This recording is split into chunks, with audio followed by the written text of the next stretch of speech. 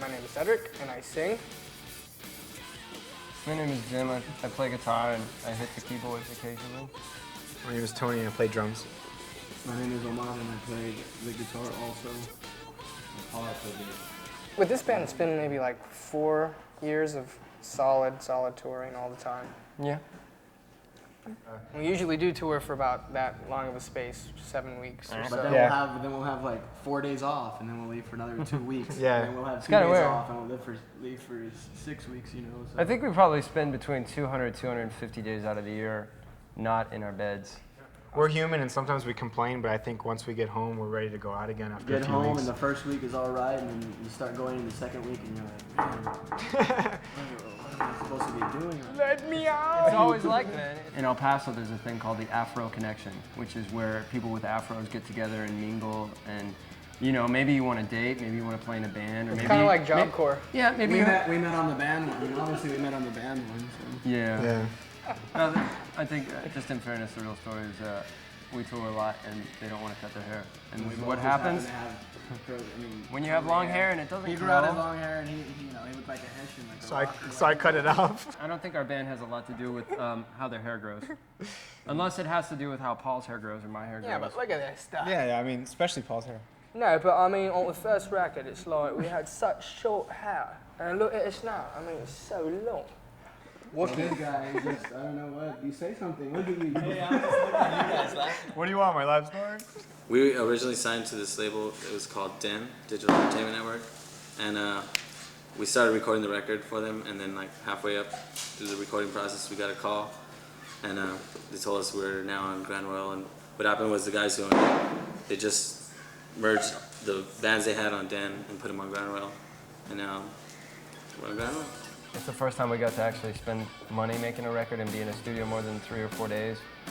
So, but I think it was challenging. I think each of us was challenged in our own ways. And there's ups and downs, but I think all of us are happy with it. I can speak for them because I own them. He's the white man. He's the white man, he owns us.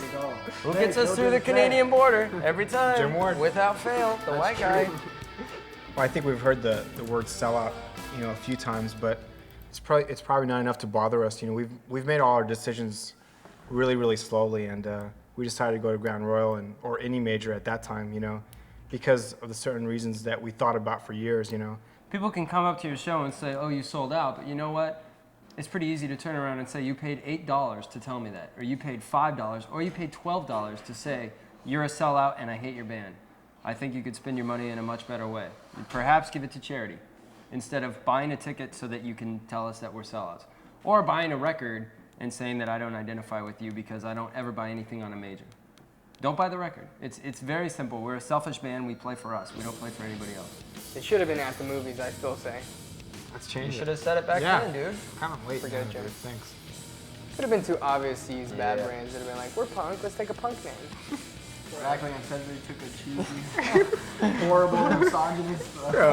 Poison song. Which is like, it's awesome because it's a slap in the face to that whole genre and that whole lifestyle, because we're not even like that, yet we're using something from, their past.